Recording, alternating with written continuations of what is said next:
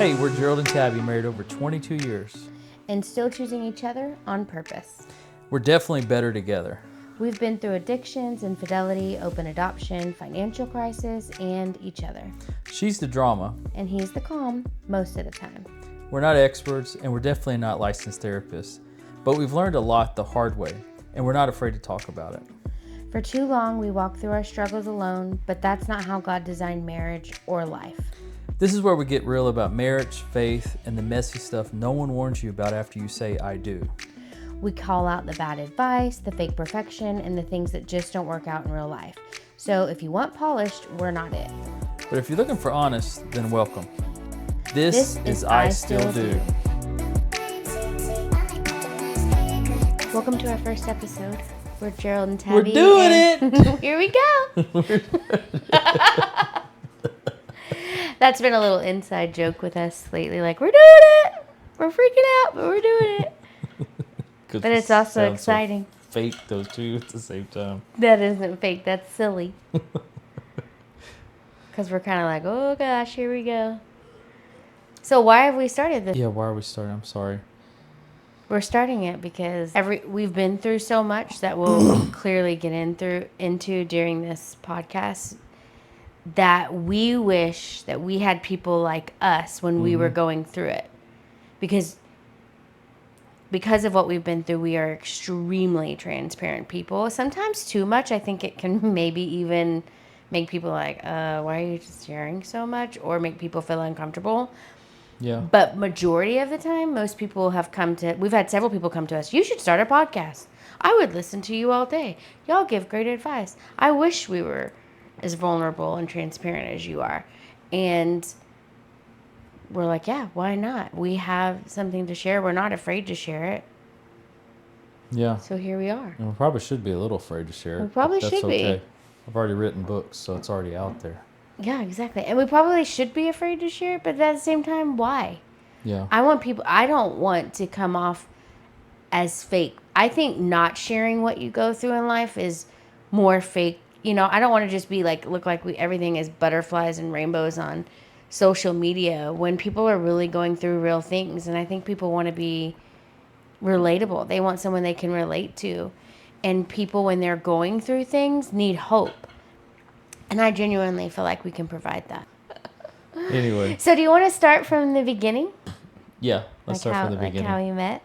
Okay. I think that's a good place to start because I think a lot of people, especially when we think back to some of the people we've walked with in marriage issues, with husbands I've walked with, wives you've walked with, I think they forget about their origin of how they got together, so therefore they forget why they fell in love in the first place. Yeah. And that a lot of this stuff we put so much emphasis on, you know, like for example, obviously I work with a lot of men just dealing with pornography or just unwanted things they deal with. Yeah.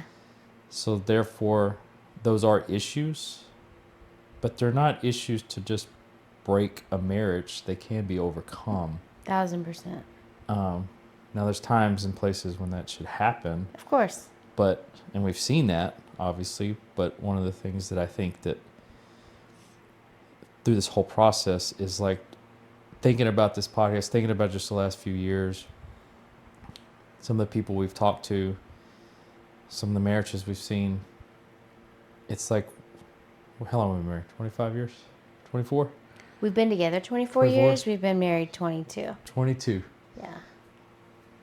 So we've been married. We met in 2001. Yeah, 22 years. Mm-hmm. And in those 22 years, and I've seen a lot of podcasts, and that's as we were doing research for it, like I've seen a lot of podcasts where it's like, we've been married 4 years. We've been married 5 years. And I'm like, well, it didn't hit the fan till 7 years. It didn't, then you have 7 years, you have 11 years, you have 15 years, then you have kids, you have...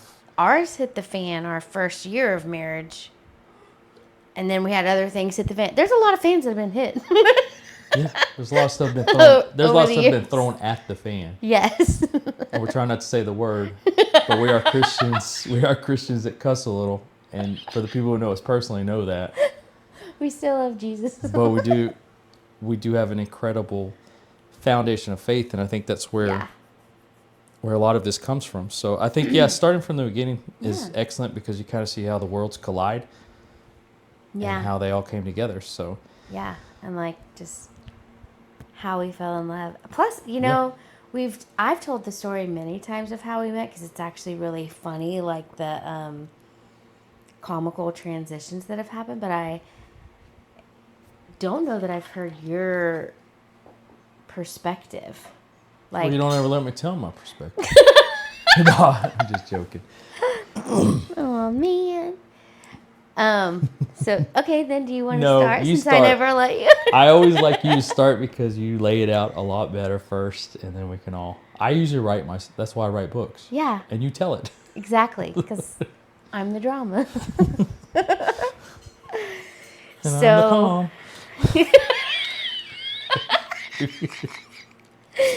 Oh my gosh, you make me laugh. Okay, so we met June 2nd of 2001. And the only reason I know that day is because my mother's birthday is June 3rd. Mm-hmm. And it was very, it's just memorable.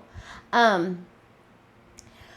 I am a person that in high school sought a lot of attention from boys, unfortunately, and not super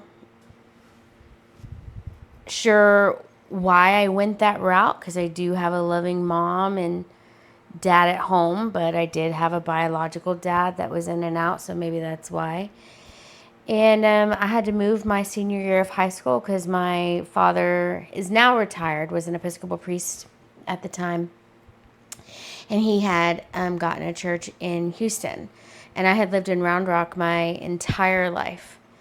And I was a cheerleader and had, tons of friends. But I also had a reputation for being a little promiscuous. And so I was very, very upset when I had to move to Houston. I genuinely thought my life was over. I was like, I'm going from somebody, and I put that in quotations because it's so silly to think now, to a nobody. But my mom, because I tried to multiple times be like, stay with friends. And my mom was like, no, we're not breaking up our family unit. That's not what we're going to do. But I'll give you a choice. You can go kicking or screaming, or you can come gracefully. The choice is yours, but either way, you're coming.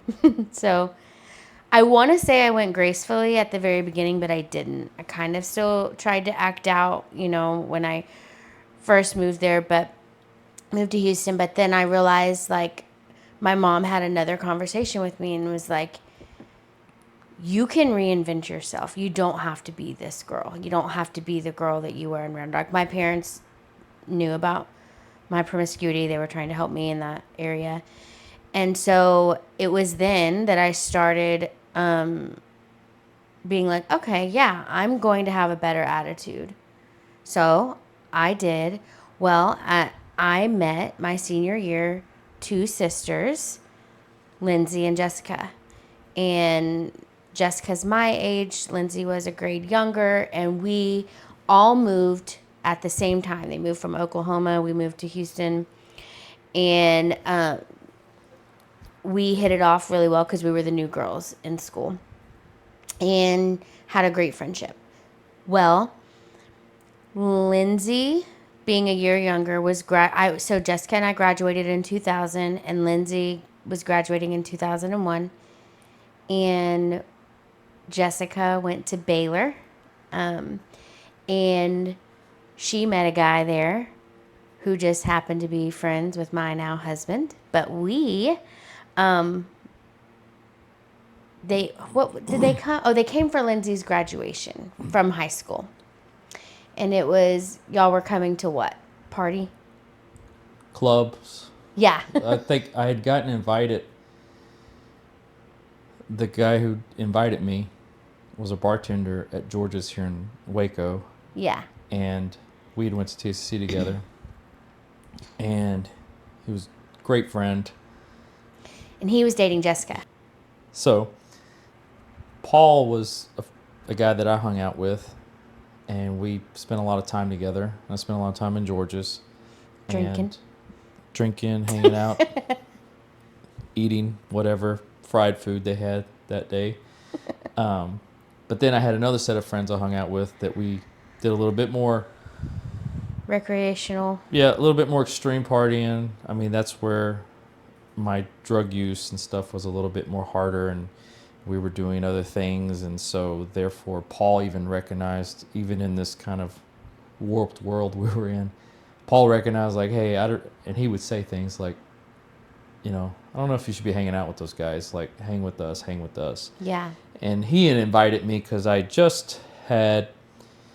come out of a really long relationship about 6 or 7 months before that, and then had my own little promiscuous time frame that I was going in and out. And I really think Paul kind of saw me for who I was, but also like saw that, hey, I need to do something. Like, he was a very caring person. So therefore, like, and I know it sounds kind of twisted with some people, especially if you walk like these really straight and narrow Christian paths or Christian, areas. Yeah. To say that being invited to go clubbing and drinking and debauchery is part of God's plan.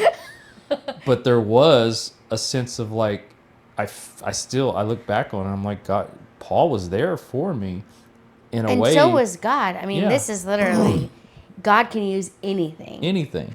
For his plan. And so whenever he invited me, I was like, no, I'm not. Why would I go all the way to Houston? Like, we got this whole thing going on in Waco. Why go to Houston? Yeah. And he was like almost begging me, and then Jessica was begging me, and then I was like, okay, we'll go. And I went, and the whole time I was just like, why are we going to Houston? This is so crazy. The whole time on the drive, not once you got there. No, like the whole time on the drive, I'm just like, this is crazy. Why are we going all the way here? But whatever. And so then we get there, and is that where you want to pick up? Sure. Yeah, go ahead. Okay. So Jessica at this time is like, we're coming in for Lindsay's graduation, but we're also going to go party.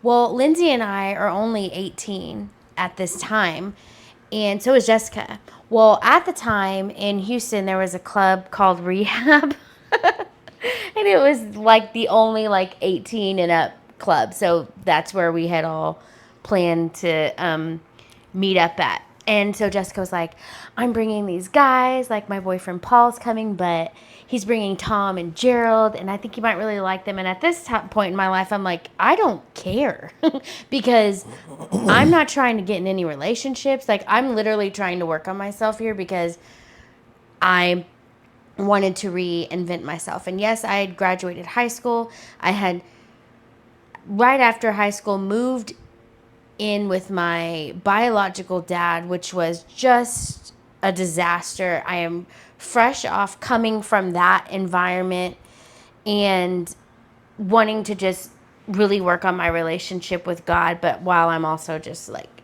totally trying to live in the world.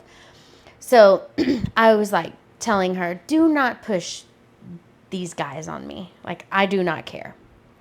So I get over to the house. We're all at Lindsay and Jessica's house, and their house is probably one of the most loving and warm and welcoming houses you've ever been in. Their family's from Louisiana, so they're like these super loud Cajun type people, but just loving. Like, I genuinely felt at home in their house. So, and it was an open door policy there. So I get there, I walk into the house, and nobody's there. Because they all had gone to the mall. I think Lindsay was there.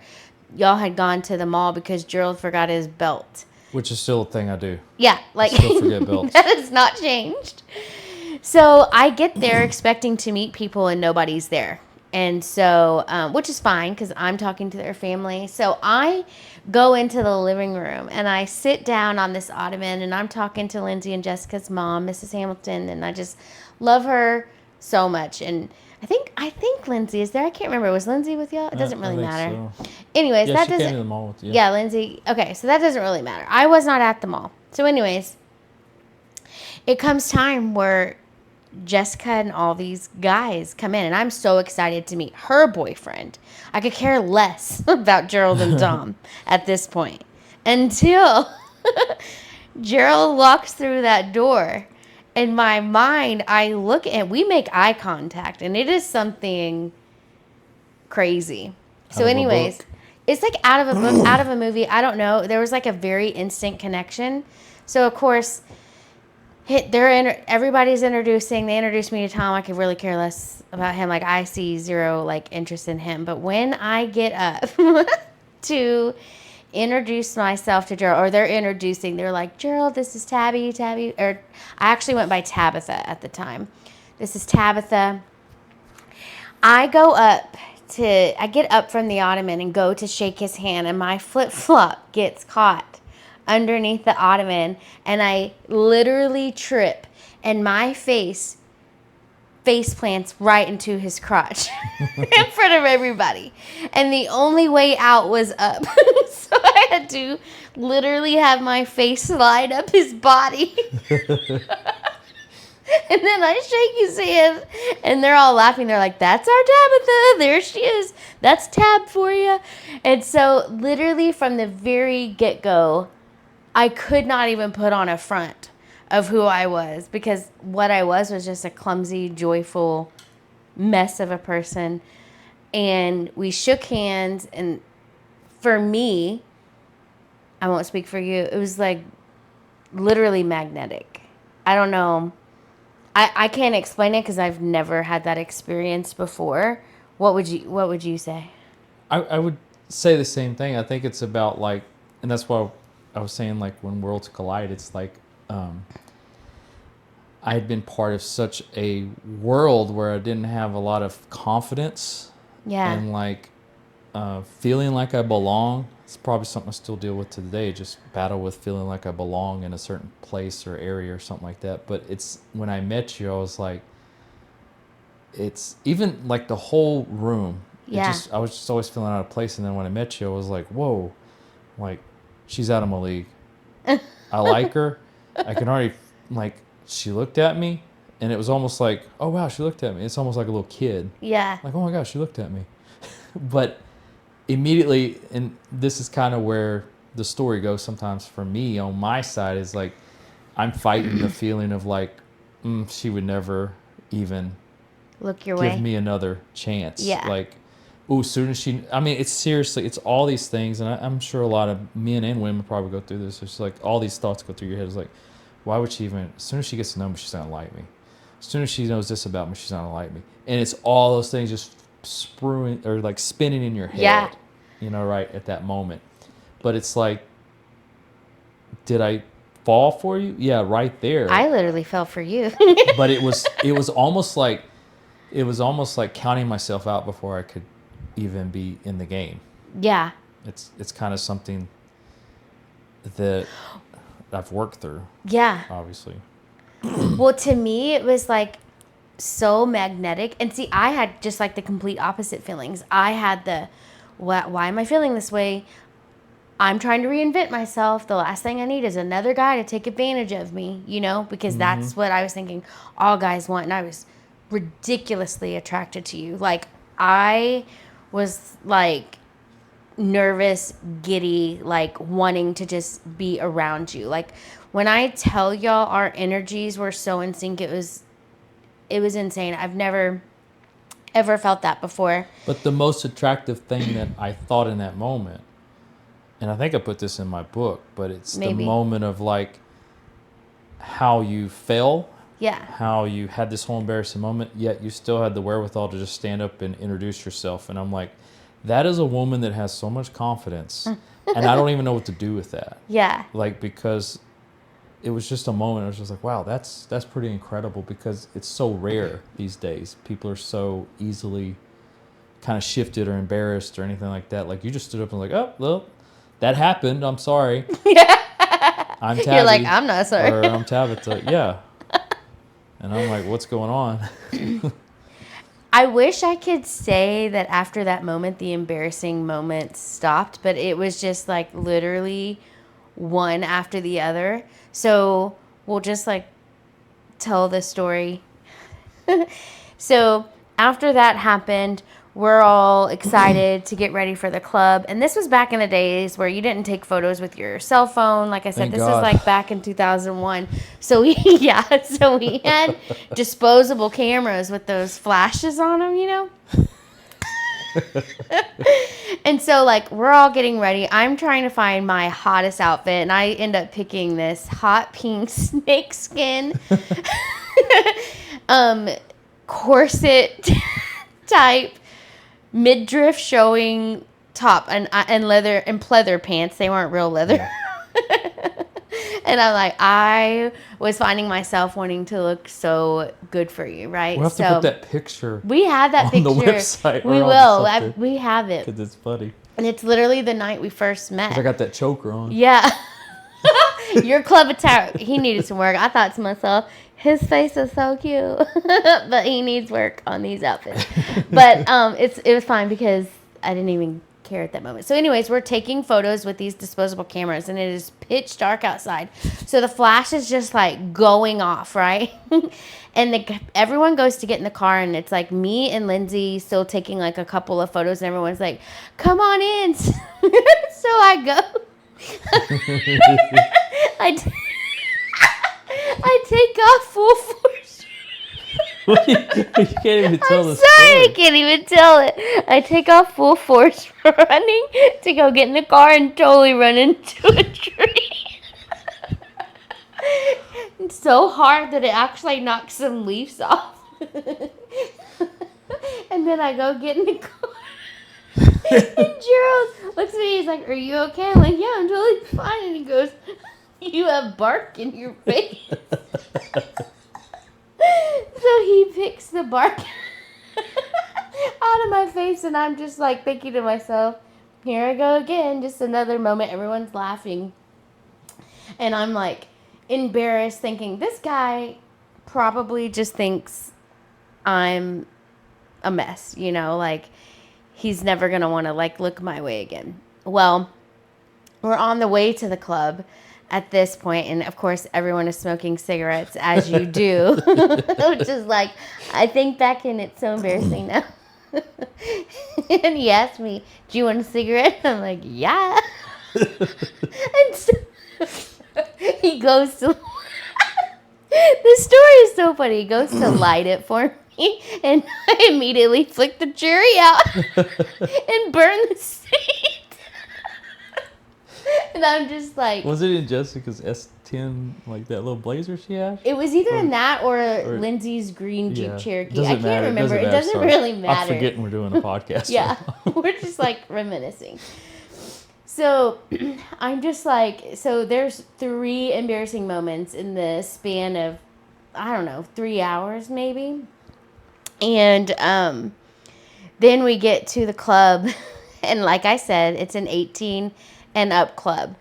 Well, Gerald and his friends are all old enough to drink, but me, Lindsay, and Jessica are not old enough to drink. But Gerald, and I'm not a drinker anyways. I've actually never been much of a drinker just because of my biological dad. I saw like how that affected him because my biological dad was alcoholic and addicted to drugs and things like that, and I just never wanted that lifestyle for me. And I'm the type of person that doesn't like to feel out of control. So I've maybe only been drunk a handful of times in my life, and I just did not know anything about alcohol, honestly. The only thing I knew and what I remembered was a screwdriver, which I did not realize was like a orange juice drink.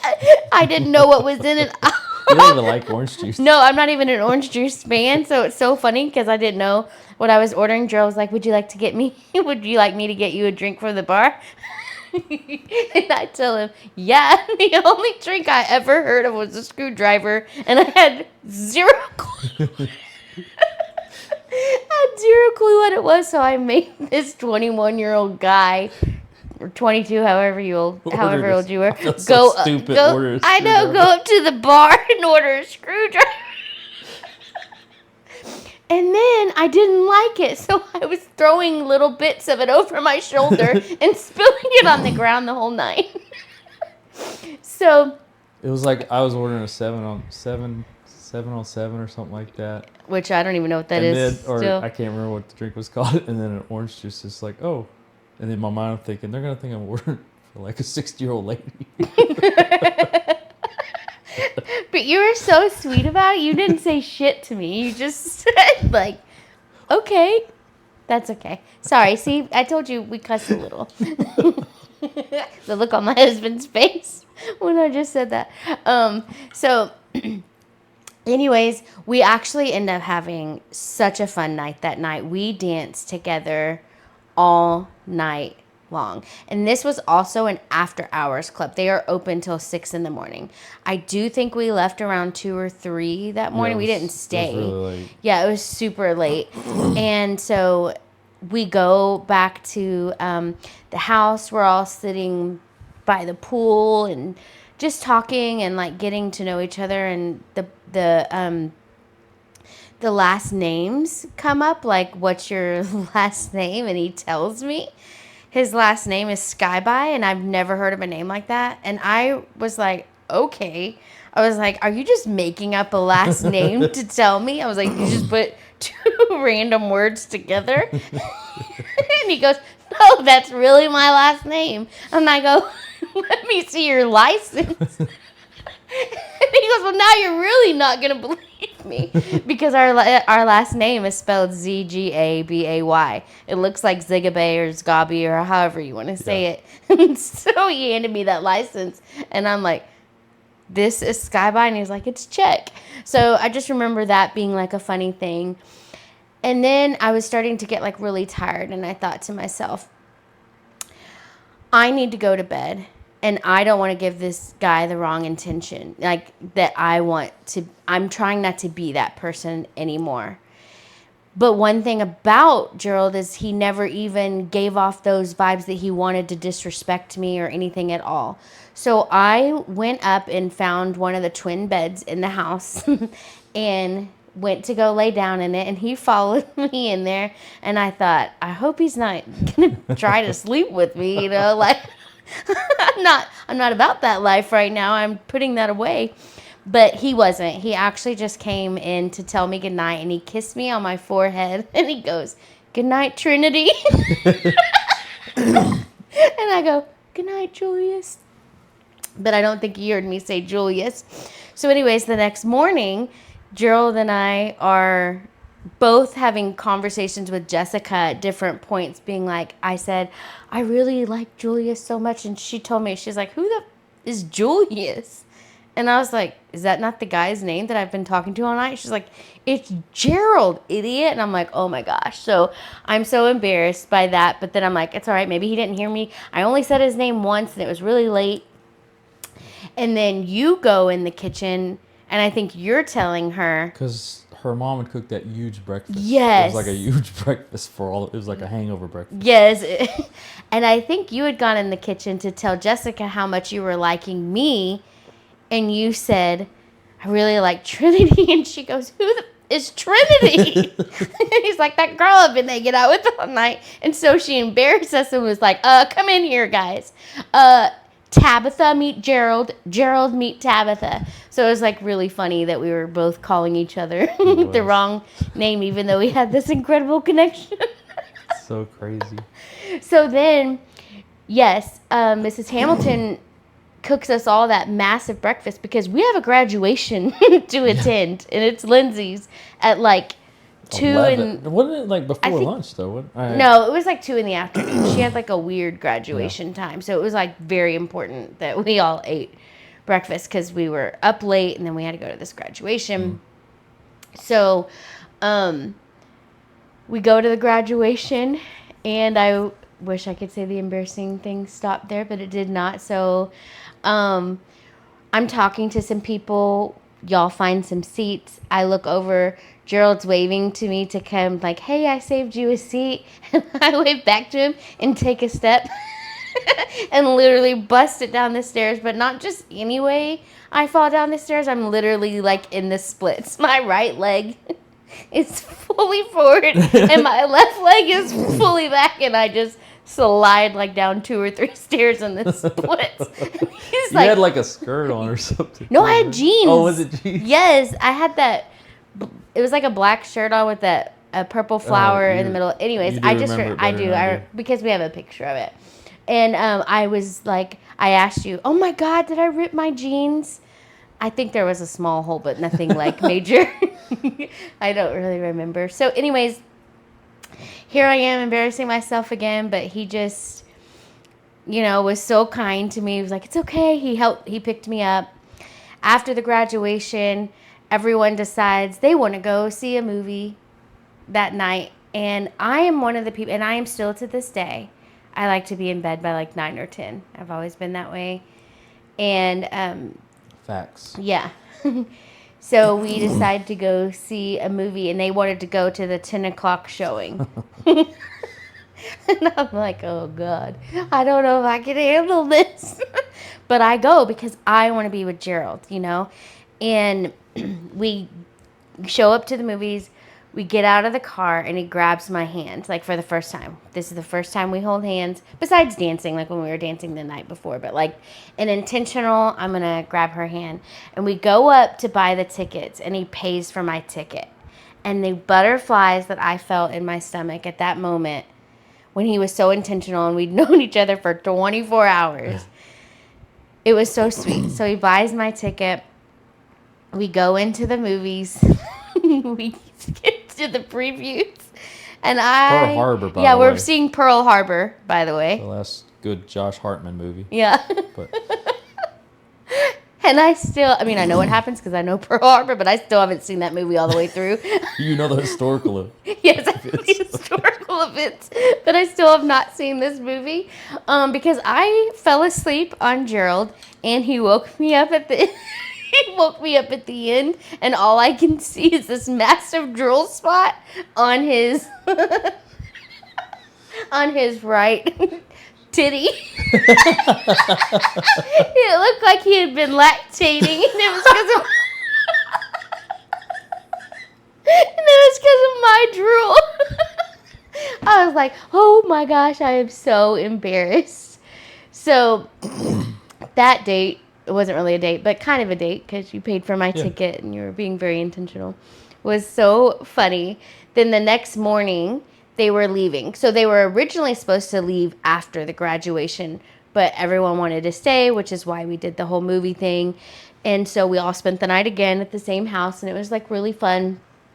And the next day, they have to go to school because y'all actually have a Monday class, right? Mm-hmm.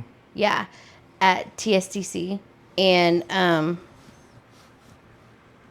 y'all are getting, we had to get up early again for y'all to leave to make it to class on time because you had summer classes. And I'm laying on one of the beds in one of the brothers' rooms, and Gerald, that they're staying in, and Gerald comes in and he throws his brick of a phone at me. My Nokia. Yeah, that big old Nokia phone, and he was like, hey, put your number in there. And I'm sitting there like, after all this. Such a baller move. Yeah, that was really cool. But I'm sitting there thinking, my heart starts pounding because I'm like, he wants my number after I fell in his crotch, ran into a tree, burned a hole in a car seat, ordered a screwdriver, called him by the wrong name, fell downstairs. But you were a great dancer. Yeah, too. I was a really good dancer. Yeah, I was backing it up. So, yeah. So, yeah, falling down the stairs, calling him by the wrong name, drooling on him. He's still, and this is all within like 48 hours, he still wanted my number. So I put my name and number in there. And I'm genuinely don't ever expect to hear from him again because I made such a fool of myself. We didn't even kiss. He held my hand once. Like that's literally what I was thinking. And so they're leaving. They're actually pulling out of the driveway and heading down the street. And Lindsay and I are waving them off goodbye. And we're starting to walk back in the house, and I hear the car stop. And I turn around, and Gerald is jumping out of the car, and he runs to me and takes me in his arms and gives me a really sweet kiss. And that was our first kiss. And he's like, I'm going to call you when I get back to Waco. And I was like, my breath was literally like taken away. And not only did he call me immediately. Like the drive was 3 hours, and I got a call within 3 hours and 5 minutes. He was like, hey, I just wanted to call you and let you know I made it safe. And I'm like, what? I have genuinely never in my life had a guy care to tell me that he made it home safely. All I had ever experienced is a guy wanting to sleep with me. And then the second that happens, throwing me away because they got what they wanted. This guy was so intentional. And Gerald and I have literally been together ever since. I think that, the whole story too, I think like looking at it in hindsight, and especially like talking with some people about things like relationships, how people meet and stuff like that, you underestimate, like we were coming together, like you looked like you were saying clumsy, stuff like that, but to me you looked gracefully, and you looked like you were doing, like, how is this, like, strong, confident person, like what is she doing? You had all the things that I didn't have. I had the things you didn't have. Right. It was like they were coming together. And, the backstory on that, too, is that, I'm in the middle of a faith crisis. Like, I have fallen away. I am not. Oh, yeah. You didn't know the Lord at all. I am starting to think, like, hey, I don't And I'm in the middle of drawing near.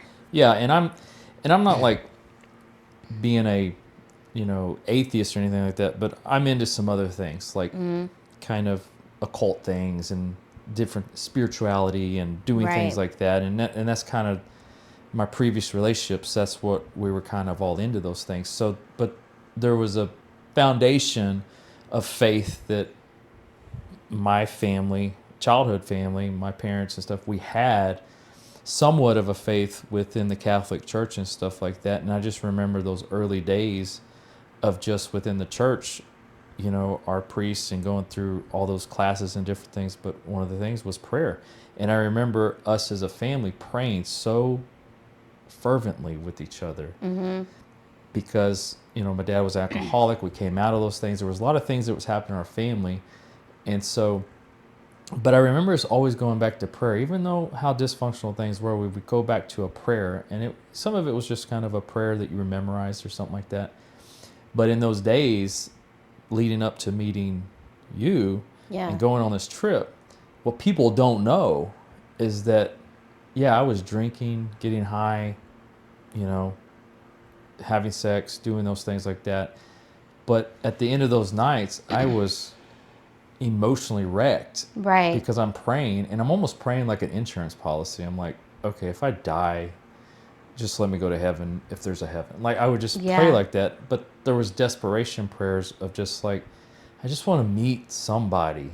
I just want to be better. But I don't know how to be better. And sometimes I remember Fred at Antioch used to say something that really just stuck to me. And it kind of, when you think about it back, it's like sometimes you need flesh to your God. Yeah. And it's not that you're making a person your God. It's just that sometimes you need someone to be walking with God that's walking with you. Yes. And so therefore, like, whenever I met you, and the reason I like ran out of the car was because in that moment I remember thinking, like, this may be the moment. Yeah. I've got to either just take a chance and do this or not do this. It's kind of like a movie. Right. It was so weird.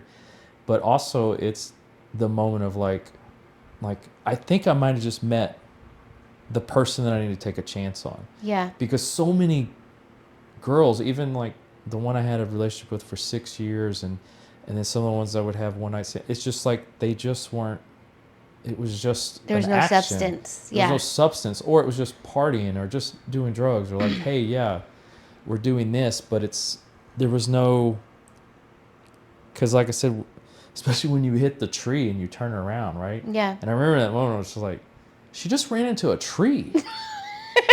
Like, and she's not even acknowledging it. If I hit a tree, I would probably be like, I'm not going. Or just walk off. Like, because the embarrassment would just... and I'm out. The embarrassment would just engulf me. Yeah. But you were like, oh, I just hit a tree. Okay, well, y'all ready to go? And I'm like, you just hit a tree, lady. Like, what's wrong with you? Do you not realize how embarrassed you should be? But I think that's where, and even throughout our marriage, thinking about this podcast and kind of the reason we're kind of stepping up, maybe putting it on a broader platform, is because there is a lot of people that get so caught up in their selves and in their stuff that they miss out on, like, hey, you have a pretty good thing going on with the relationship you're investing in. Yes. And the more we kind of go through this and let people kind of hear the story, there's a lot of people that have heard our story, as we've spoken at churches and different events and stuff like that. But I think there's more people. I always kind of say that about the books we write and things like that. It's like, I want those books to be out of the pews. I want those books to be in hands of people that are struggling, that maybe don't feel like they should be going to church, or maybe their marriage is utterly imploding. And they're not allowing anybody into this. And I think it's important to share these origin stories just about how we're, it's messy. And even when you look at Jesus, it's a messy walk. And it's not supposed to be this nice walk. And I think, especially when you convolute it with different things, but both of us are from families where, your mom had her Faith struggles. Is the foundation. Faith is the foundation.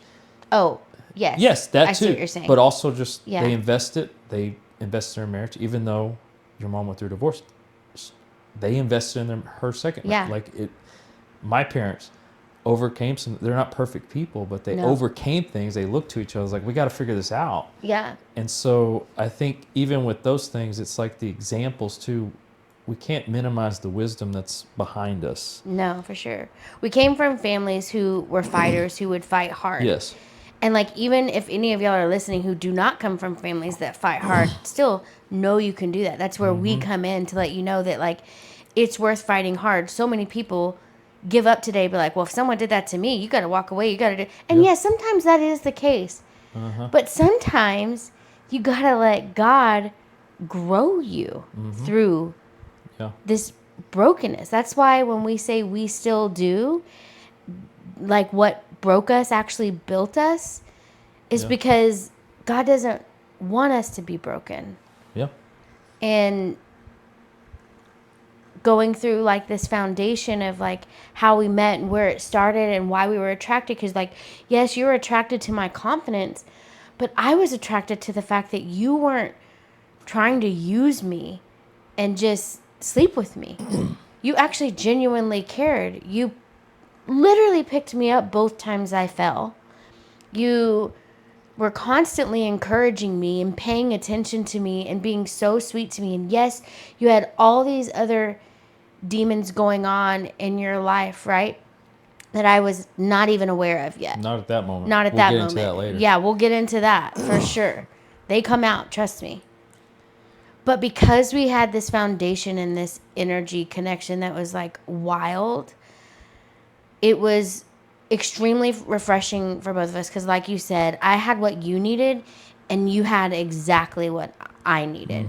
And we literally, since the day we met, have spoken every single day. And we were long distance for how long? Even when we fight. Yeah, even when we fight, we spoke every single day. We never broke up. We always stuck it out and fought for each other, because that love I don't think we've ever questioned our love for one another. But I think that's where I think we've questioned if we've liked each other. Yeah. I think that's where we maybe need to end it here, this episode or this podcast right now. But because we could. Is that, if you take one thing away from this, it's that just take a breath. Take a second and just kind of think about what God has done in your life. There's so many, even we're teaching our kids right now, it's just like, hang on, time out. Focus on the good. Take a second to understand that there's a lot of things that happen for this moment to happen. And I think that's where, I'm not negating hurt and pain, and especially the hurt and pain that I've caused you. The hurt and pain that are caused in other marriages, things like that. Those are real things that we have to acknowledge. But at the end of the day, that's what Jesus calls us to do, is walk through the pain. It's not to run away from it. We're walking through it. We're walking alongside people. We're doing those things. And that's ultimately, I think if you ask the people that are closest around us, if there's one thing they know about us, we're passionate about marriage. Yes. And we're passionate about people wanting to love each other, wanting to love intimacy with each other, wanting to get the fullness of what the marriage is supposed to be about. Yeah, and what not, God designed it for. Exactly. And yes. not tainting it with, just being comfortable with each other. Like letting each other be who they are in the image of God. And that's kind of where we probably should end it right there. Yeah, that's totally, absolutely. Thank you so much for listening. As you can tell, we have so much more to say. And we're excited. And we're a little rough around the edges, yeah, but a that's little bit. okay. Yeah. I'm feeling embarrassed, but you're not. So I'm totally fine. I know you are. I'm going to love you Super through confident. it. I'm going to love you through it. No, it's great. Okay, so we'll end it there. Thank you so much. Bye. Thanks so much for listening to I Still Do. If you enjoyed today's episode, don't forget to like, subscribe, and share it with your friends. We'd also love to hear from you, so if you have any questions or even a story you'd like to share with us to get our advice on, please feel free to send us an email at Gerald and Tabby at istilldopodcast.com. Until next time, keep choosing love and each other, because we still do.